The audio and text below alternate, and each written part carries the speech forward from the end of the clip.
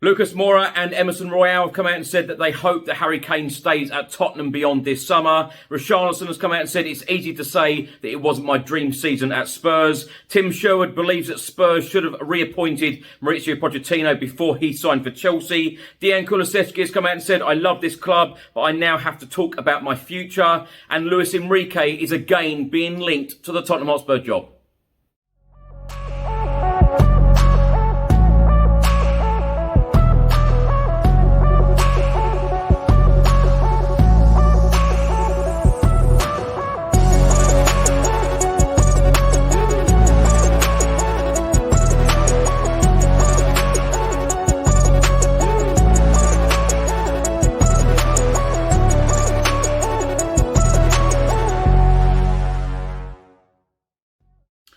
Welcome back to the channel. Hope you're all keeping well. This is another episode of Tottenham News, but I'll be going through all of the latest Spurs news, rumours and reports. If you're watching this on YouTube, please do hit that subscribe button, like, share and comment below. And if you're listening to this on an audio platform, please do hit that follow button and leave a review if you can.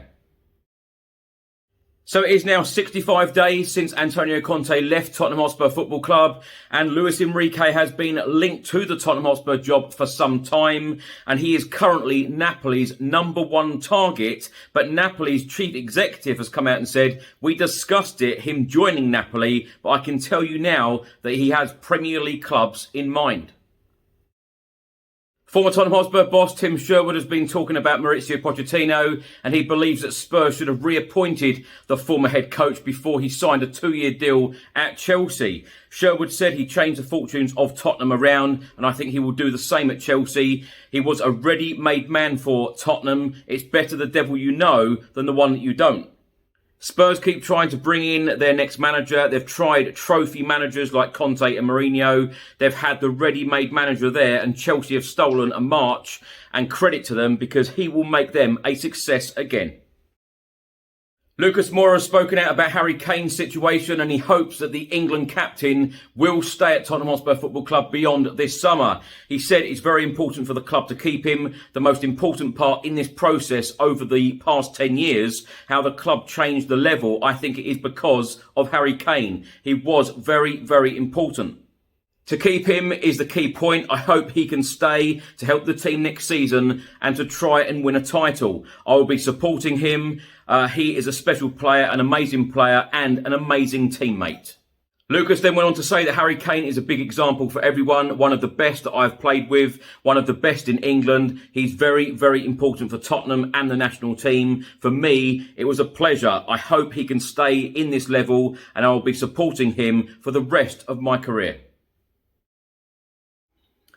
Ben Davies and Joe Rodon have been named in the Wales squad for the doubleheader of Euro 2024 qualifiers this summer, having picked up 4 points from their opening 2 matches of their qualifying campaign in Group D, a 1-1 draw with Croatia before defeating Latvia 1-0 for next summer's European Championships in Germany. The Dragons now face a home clash with Armenia on the 16th of June before travelling to take on Turkey 3 days later. Ben heads into the pair of fixtures with 77 caps and 1 goal to his name in his country's colours, and Joe Rodon, meanwhile, has 35 caps for Wales.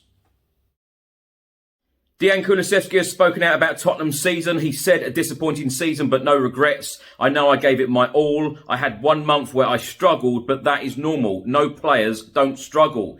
You want to keep that time as short as possible. So when you're not in a good mood, maybe you play badly in 2 or 3 games, but not a whole month. I have to be better in that aspect, but I know I can do much more in the future. That's what Harry Kane does. That's the most impressive thing. It doesn't matter how it goes for the team. He always scores. That's something as young players we have to grow. A million things can happen to the team, but you always have to perform, and that's what he does. I have to learn a lot from him in the mental aspect, absolutely. I've played with a lot of good players, but he is for sure up there, especially in the final third and scoring goals. Of course, Harry Kane is very important. We all know that. He scored 30 goals in a tough season. It's greatness, honestly. He's been great. You can see, not being in Europe in many ways, but one way is that we can only concentrate on the Premier League next year. When you have too many competitions, it's much harder. I know I've played at clubs where we didn't play in Europe, and then we played in the league against some teams that play in Europe, and they were much more tired. So I think that we can have a little edge in the Premier League. Kulusevski then went on to say, we have a little rest now. It's been a very, very long season with the World Cup also. You have to reset, forget about football for at least 1 week, and then let your mind breathe a little. Of course, we're always positive about the future. We love what we're doing. And this club, there is a lot of talent. And when there's talent, everything can happen. Dejan Kulusevski then went on to talk about his future and said, I've got to speak to the club. Honestly, we haven't had time to do so because it's been a very tough last few months. We all just try to do our best and get as many wins as possible. So I will speak with the club and we will see what the plan is from their side and from my side. We will see. Of course, I love the club, but I have to speak with the club and see what their thoughts are and how the future is looking. We've still got to speak about that.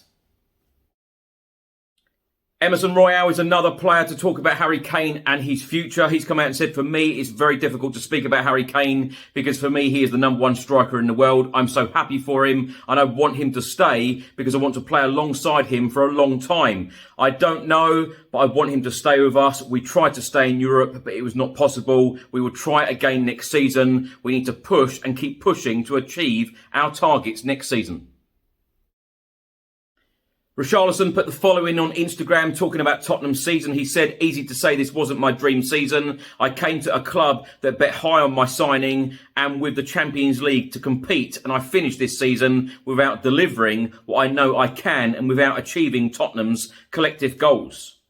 Anyone who has followed me saw that injuries were almost routine, something that has never happened to me before. So I could never really have that sequel, which frustrated me a lot and really messed up my income. Even though I gave blood every time I walked on the field, I know it wasn't enough. Now it's time to rest, get my head right and take care of myself to start all over again next season, 100% physically and much stronger. Now, my thoughts on all of these comments in this episode. Let's start with the Richarlison one. It's easy to say it wasn't my dream season. Certainly. He has scored 1 Premier League goal for us. It has been a very, very difficult season for Richarlison. And a lot of these players, we've had a lot of injuries during this season. That is not an excuse. A lot of these players should have given a lot more and a lot better on the pitch during the whole season and in every competition. But I do have high hopes for Richarlison still.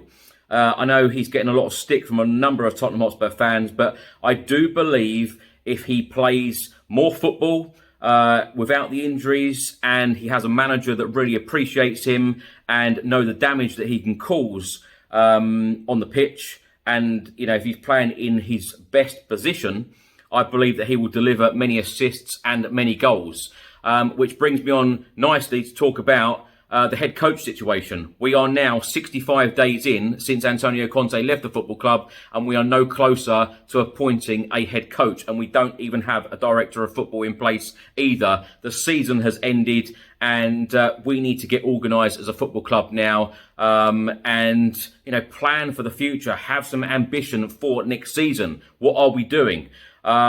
I'm hoping for some announcements from the football club in the very, very near future, because we need to get going, we need to get organised, and we need to start planning ahead of the 2023-2024 season.